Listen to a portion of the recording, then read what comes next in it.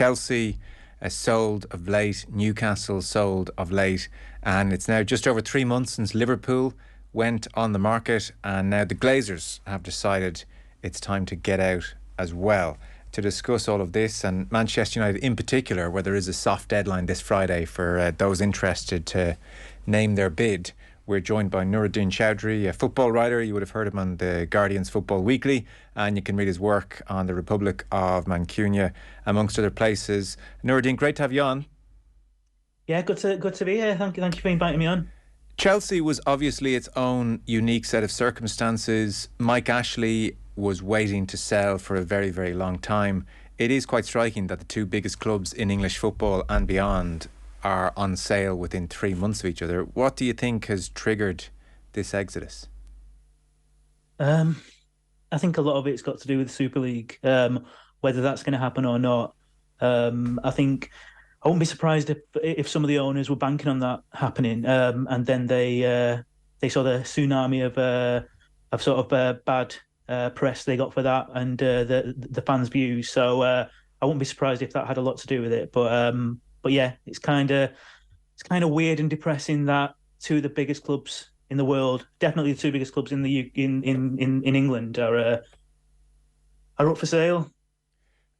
And it's been talked about as not a great time to sell. Interest rates historically low for the decade really plus after the crash are now very much on the rise. There just seems to be a threat of impending global recession in the air. I heard Matt Slater on The Athletic making the point that increasingly the word seems to be in financial circles that Bowley has way overspent at Chelsea. So in many respects you would think it's a tough market. That said, petrostates aren't exactly governed by the market. So Qatar's interest in particular has caught the eye. What's your understanding of the nature of the Qatari bid? I mean, I heard a little bit of Philippe Auclair on your show the other day, and he's far more knowledgeable on the subject than I am. But I still believe that there's an understanding that it will be individuals who are putting in the bid. But there's so much about that I find hard to believe. And this idea that UEFA can already be comfortable with the fact it's got nothing to do with PSG and their owners. I can't fathom how they can come to that decision. I don't know how they can. I don't know how that understanding can be there when surely it would need some sort of investigation. Yeah, Jim Ratcliffe, long-standing, very public interest. He's 70 years of age now. Chairman of INEOS, is certainly in with the bid as well. Qatari's in with the bid, as we understand it, this Friday. Do we know generally how many bidders Manchester United are expecting? I mean, I think broadly it's supposed to be, well, there's talk of there being 5 main bids, but certainly the ones that have been very public have been obviously the Qatari one and Jim Ratcliffe. Jim Ratcliffe in particular seems to make a habit of being very, very public about what he's doing without necessarily doing anything. I do find it slightly strange where you've got fans essentially twerking for a billionaire that they know very little about, apart from the fact that he claims to support the club, and he may well do, but they know nothing about what his plans are, whether he's actually got plans to seriously bid for the club and wants to do that, or it's just another bit of publicity. I think that there's a lot of talk about the Qatari bid, and that's unwelcome personally for me for all sorts of reasons. But really, I don't see a good answer. Like you will, in a world where really billionaires should not exist, and if you look at any entity or individual worth billions and billions of pounds, and they are comfortable spending that on a football club, which is essentially either a plaything or something to squeeze revenue out of. It's kind of depressing all around. So this idea that there's a white knight out there, or there's a virtuous answer to the fans' prayers, I don't think there is. I think at best, the fans will have to keep on fighting for what they believe in and what they want the club to be. The word seems to be the Qataris will pitch their bid somewhere in the 4 billion to 4.5 billion vicinity. Glazers are looking for 6. What's a billion between friends? I'm sure something acceptable will be found. There is a sense with Newcastle, we saw the glee with which the Saudi investment was greeted with. And similarly at Manchester City, over a decade now, there was just adulation in the air. And that is because that money had a transformative effect on those clubs. It was the winning lottery ticket. That's not quite the case at Manchester United. They've spent $1 billion in transfers over the past decade. They are commercially a behemoth. They don't need the Qatari money in the way that Newcastle needed the Saudi money, for instance. So what's your sense, and this is a difficult question because I don't know how many fans we're talking about here, but let's start in Manchester and work our way out. What's your sense of the Manchester United fan base? Are they... do they see themselves operating on a slightly higher moral plane because they don't need the money, or are they as desperate to get Middle Eastern oil money into the club as every other fan base seems to be?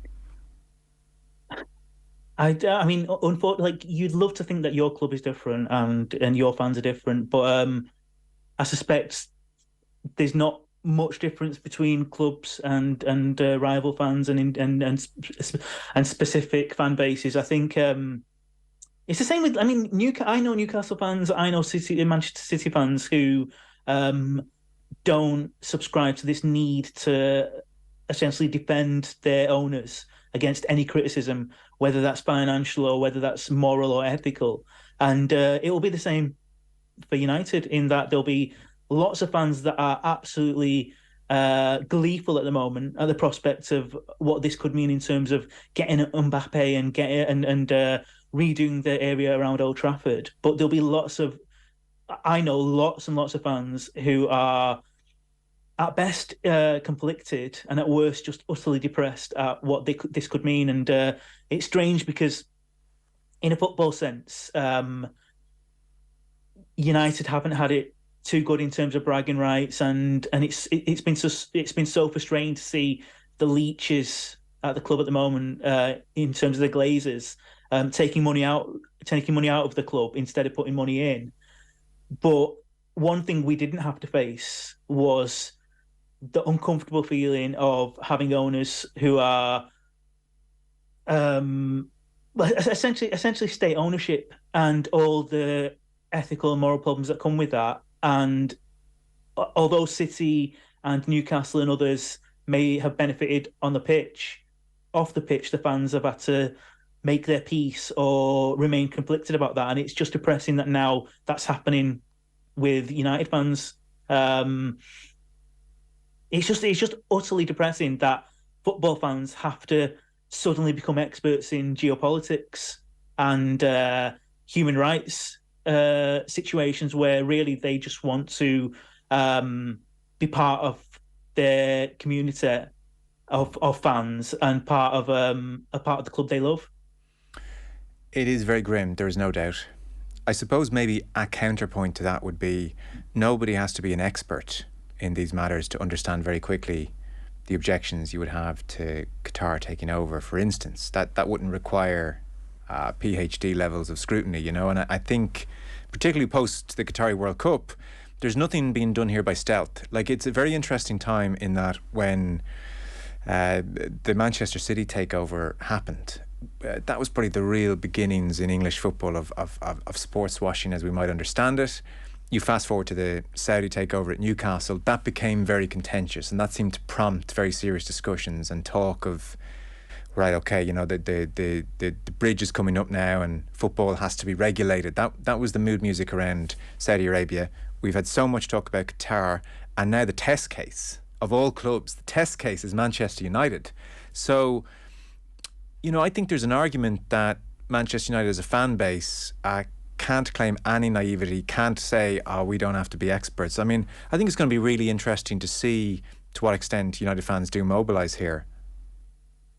Well, completely. I mean, I couldn't agree more. But I'd also argue that other clubs that had or sort of were bought by nation states, they were fully aware. Like in the same way, United fans will be fully aware. So there's no there's no sense of ignorance about what's happening, because first of all, it was covered by the media, and it is being covered by the media in terms of these new owners for these respective clubs, but also fans, both within the club and rival fans, will bring those things up. And what I find uncomfortable is that anyone who expresses a concern or outright is against any sort of takeover of this kind, they are being branded self-righteous, right, and somehow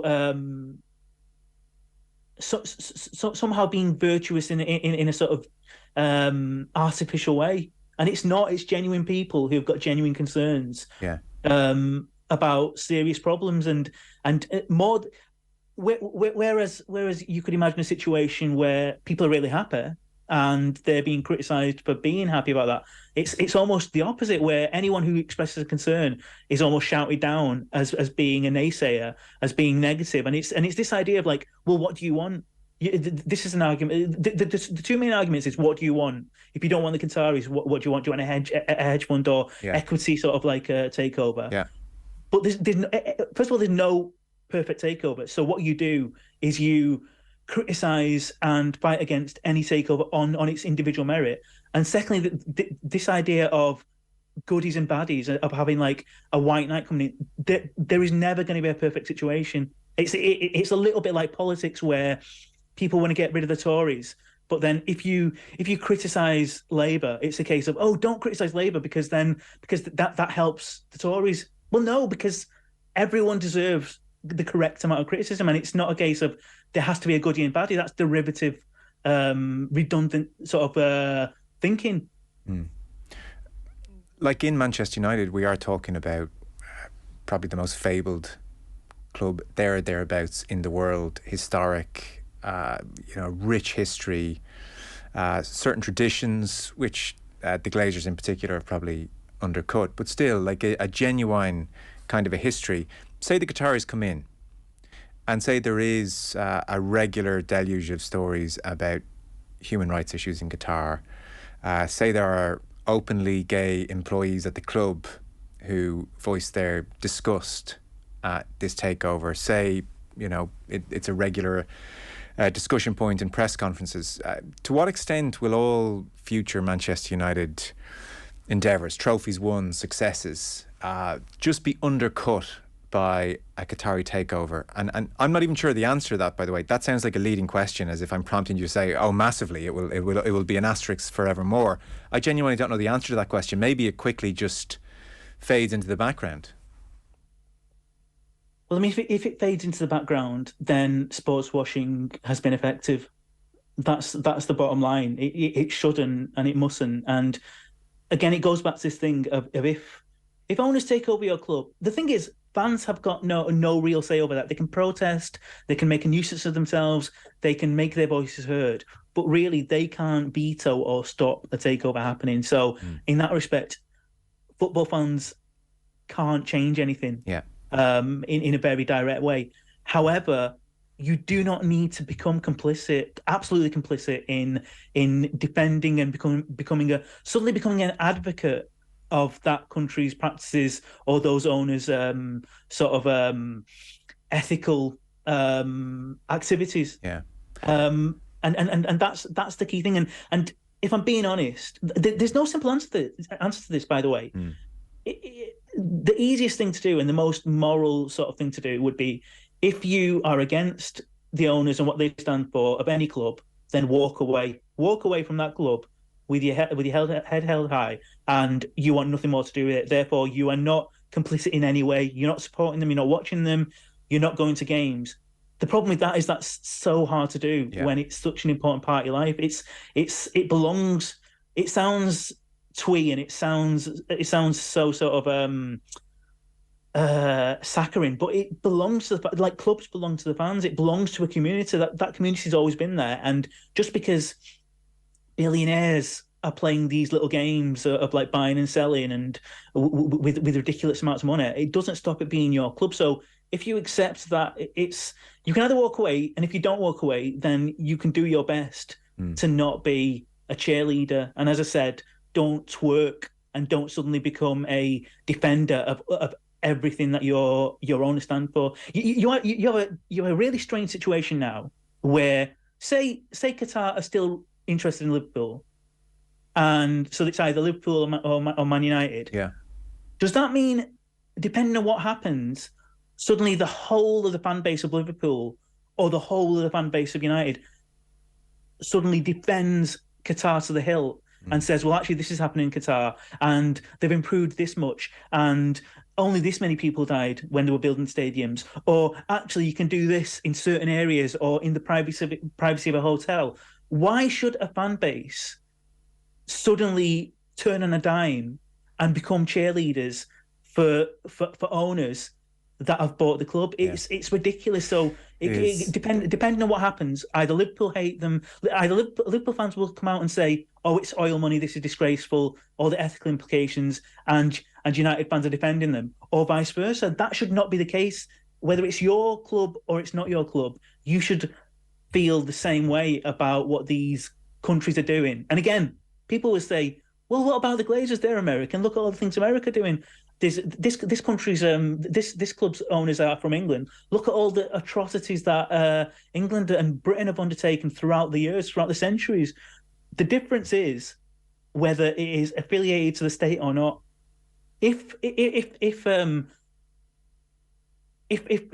United Kingdom, the government bought a club, then you could bring everything into it. You could bring everything about empire, about food banks, about the way they treat the poor, about pillaging the NHS. You could bring all of that in, but that's not the case. And it's the same with America. If it was government money that was buying the club, then you could bring all those things into place. Because it's not, we don't. When it's affiliated to a state, that's when it becomes complicated, and that's when it becomes very serious. And it's the same thing with Spurs. I don't know, there's talk now that's of Spurs saying that they're not for sale. I don't know if that's true or not, but if the Iranian businessman came in, as far as I know, he's not affiliated with the Iranian state, and therefore it would be different. If he was affiliated with the government of Iran, then there'd be all sorts of ethical implications there. That's essentially the difference. Yeah, I mean, you've kind of captured the whole situation perfectly there. And you are absolutely right. Depending on who the Qataris might take over, between Liverpool and Manchester United, one fan base will be horrified at human rights and condemning the other, and vice versa, defending and engaging in whataboutery. And it does seem to just go along party lines. I guess you made the point, like it's grim now to be a football fan. You have to have some kind of expertise almost, or you're expected to have some expertise in these matters. Like, where I do agree with you totally, it's such an indictment that the fans are like the last hope of the Qataris maybe being dissuaded of putting in this bid. I mean, the extent over the last decade to which football regulation has just been totally caught with its pants down here, unprepared for this, this mass invasion almost, is so striking. I mean, it's too late. Whatever, any hope that it was said after the Saudi takeover at Newcastle, well, we're gonna have to look at this now. That's forlorn. That's gone. And for a community institution, which is what these clubs started as and what they really should be, to use your word, it's just completely depressing that we're here. Completely, and the thing I find frustrating is absolutely if fans are being giddy and wearing teacloths on the head and doing that kind of thing and saying we don't care where the money comes from, we're going to buy Mbappe, then go after them, criticize them, sort of like point out the moral implications of what they're saying. But it annoys me that football fans are held to account far more publicly and far more sort of stringently than governments. Yeah. And again, this idea of how could this happen? It's because it's allowed to happen because there's this laissez-faire attitude, and the free market will win out. And it's the same reason why the NHS is slowly being sold off, and both major parties are in some way sort of supportive of some kind of private element of that coming in, and the same way that this outrageous arms deals being agreed, on the same in the same week that we were talking about City and about the finances and about how there's going to be an investigation. The government were negotiating a trade deal with the same people. And there's all sorts of arms deals with Saudi Arabia and all these other places. Why is it football fans who have to answer to those questions about ethical implications and human rights situations far more than politicians, for instance? And that's not letting football fans off the hook, but it's all part of the same picture. And it's this sense that, do you protect what's important? Is the NHS important? Well, then protect it. Is the national game important? Well, then protect it. Stop this from happening. Is London, is the fact that people can't afford to live in London and all these skyscrapers are owned by foreign entities, is it important or not? And if it's important, put protections in place. It's the same with Manchester. Manchester is being sold off, and there's high rises appearing all over Manchester, and they're being bought up by foreign entities, and that's fine to a certain extent, because why shouldn't he? It's capitalism. Yeah. But what's left? In the end, what's left? You spoke at the beginning about how it's the worst time to buy or sell a club because of the global turn down and interest rates and and all those implications. Really, when economies suffer, when there's a downturn in global finances, who suffers? It's the people. Who benefits? It's the billionaires. They find a way of taking full advantage of that. And again, it won't affect them. It's a different world. It's a different world for billionaires who have got all this money to spend. I mean, I hate to sort of bring it all, turn it all sort of massively political, but $40 billion a year, up to 2030 could eradicate world hunger. So every billionaire, every multi-billionaire who buys a football club or invests in these trivial things, they're making a choice not to solve world hunger. And it's that idea of whoever takes over your club, they will not be perfect, but fight against it. You as a fan of a football club suddenly become really important. And your importance can either be becoming a cheerleader for the new owners, or being uncomfortable for them, bringing up issues, bringing up situations, or bringing up reports from Amnesty International. If you can be a nuisance, be a nuisance. And the way I feel about Manchester United is we are well versed in the last how many ever years it's been of hating the owners but loving the club and wanting the club to do well. And even if the club have success or buy a big name player, you still hate the owners and you still hold them to account. So if we're so used to that, why can't we have the same energy when it's a different issue? It's not about putting the club into massive debt. It's about LGBTQ plus rights. It's about workers' rights. It's about the families of workers who died still haven't been given any money or any sort of livelihood beyond the fact, oh, sorry, somebody died in your family. The person who went over to Qatar to make your life better and to pay for his family, they're no longer here. You've got no income, but we're not gonna sort of look after that. We're not gonna look at the implications of that financially. Bring these things up. It's just like personally, I just find it utterly, as I said before, I find it utterly depressing that I've listened to your programs and I really enjoy them, and I'd love to talk about football, but this is going to run and run. It's going to be less and less about football, and it's going to be more about empire building and all these nation states that are competing against each other. One last quick point to get your thought on, Nooruddean. So I haven't heard this clip, but one of the guys outside mentioned Gary Neville have been talking about the prospect of Qatari ownership on his podcast. So I'm as curious to hear what he has to say as, maybe you've heard it already, but many people listening are. So here's Gary Neville giving his take on potential Qatari ownership. I feel it's a little bit like the devil in the deep blue sea. You know, if there's someone buying Manchester United for £5 billion, it's either going to be a consortium of US investors, or it's going to be a Middle Eastern state, or a Chinese or a Russian state. It won't be Russian at the moment, obviously, but it would have been sort of 2 or 3 years ago. And the reality of it is, you look at it and think they're all imperfect in some ways, because they all have their imperfections. My view would be it's more important that whoever comes in commits to no dividends, no debt, building a new stadium or rebuilding Old Trafford and investing in it heavily to refurbish it, rebuilding the training ground, making sure the sporting project is absolutely top class, making sure that the fans have a great participation, making sure that there's a regeneration of the Old Trafford area and the local community, making sure there's fan affordability. Whoever comes in with that manifesto and those pledges, for me, is the right owner of Manchester United, because I don't think at this moment in time I or you can determine who the Glazer family decide they're going to sell to. They're going to sell to the people who give them the highest penny. In terms of, say, for instance, Qatari owners or Saudi Arabian owners, that horse has already bolted. We're sat here in an Abu Dhabi funded Manchester City stadium, which, you know, we go up to Newcastle, to a Saudi Arabian funded Newcastle. Newcastle's fans prefer Saudi Arabian ownership than they do to Mike Ashley, who's an English businessman.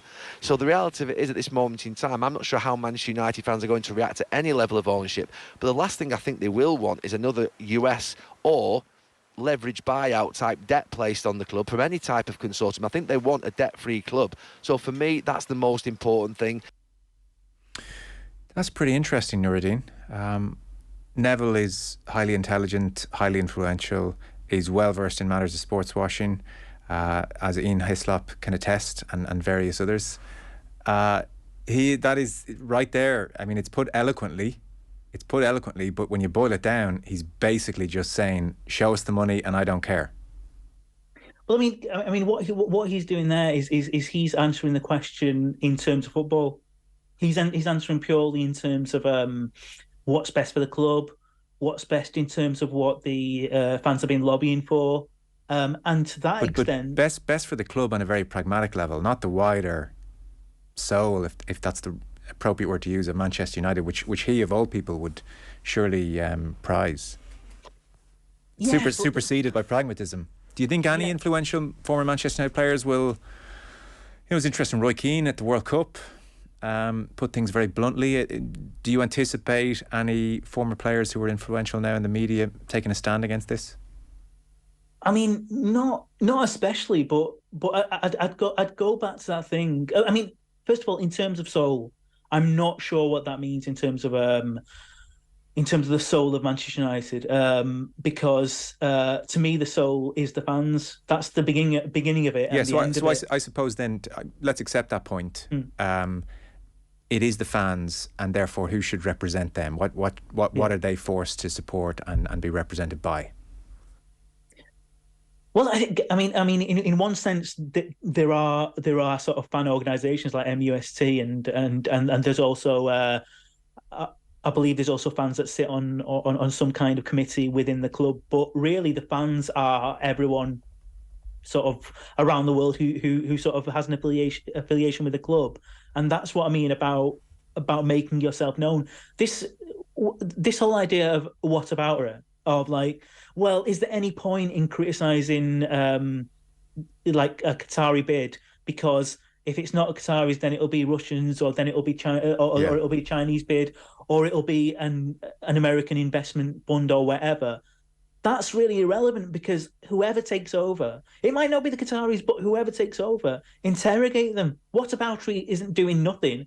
What about it is looking at all of them? Then have that same energy for everything. And it was the same sort of argument during the World Cup, where people were saying, well, what about the fact that there's been World Cups in Argentina when the junta were in charge, or what about the next World Cup where there's going to be where the United States are in part of that sort of three country sort of hosting group? Well, I mean, the answer is keep the same energy.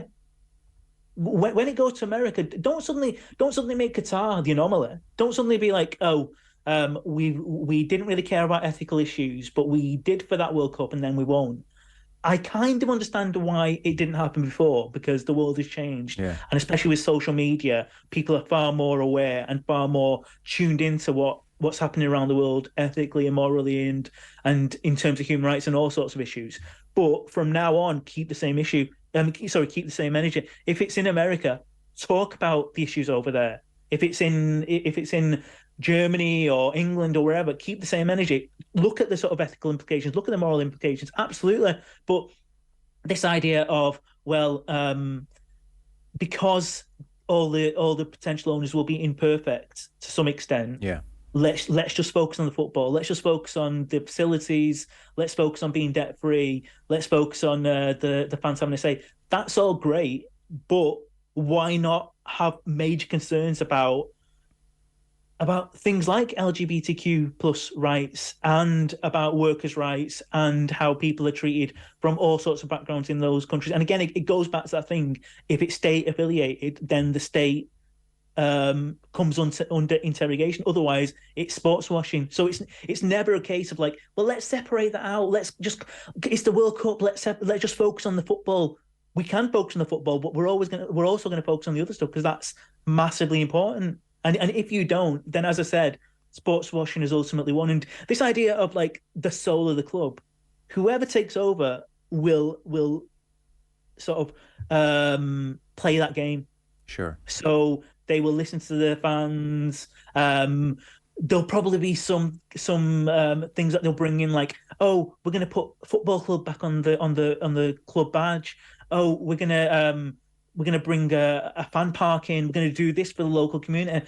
As city owners have done that kind of thing as well. Like, but in one sense, you could say, well, that's good for the soul of the club because it's back to what it means, what it should be, incorporating the fans. But really, I'm not interested in these arguments about, oh, the soul of the club is dying. The soul of the club, as I said, it's the fans. Because if you're talking about the club, that soul has always been diseased. Sure. It's been diseased under Martin Edwards. It's been diseased under the Glazers. It's been diseased under Lewis Edwards before Martin Edwards. There's always been dodgy, corrupt people in charge of football clubs. Yeah, and we know that and we accept that. Yeah. But the soul is the fans, and the fans. If the fans just sit back and allow sports washing to happen, then what is the point? What's the point in any of this? Because you in a way, in a strange kind of way, even though it sounds wrong and it's massively hypocritical, you can kind of have your cake and eat it. Unless you walk away, you can still support the club, but still give a shit about all the important stuff that are outside the football element of it and that the owners represent, because that's important, and never let go of that. Always be a nuisance. Yeah. Well, it's definitely more complicated than Jack Walker and Martin Edwards. Nooruddean Choudry, thank you so much. Great chat. Appreciate you coming on.